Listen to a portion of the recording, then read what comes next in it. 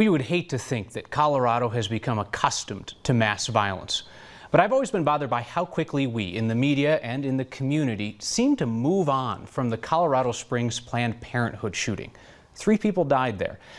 I've always wondered if Colorado's complex conversation around abortion is what prevented us from processing that tragedy. Today, I posed that question to the head of NARAL Pro Choice America, Illyse Hogue. We talk behind the scenes here at Next.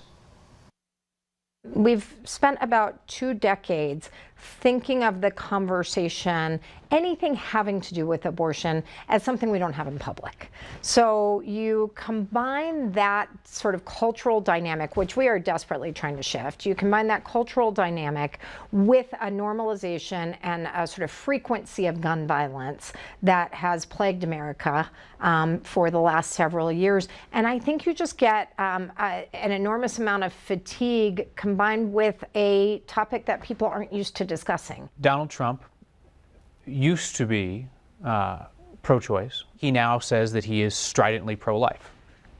This might be an unusual question to ask you, but do you believe that Donald Trump is genuine? I believe it is materially irrelevant in the current political discourse because... Doesn't matter whether he's pro-life or pro-choice in his heart. Yeah, it doesn't. It doesn't. What I believe is that Donald Trump has asked us to take him at his word.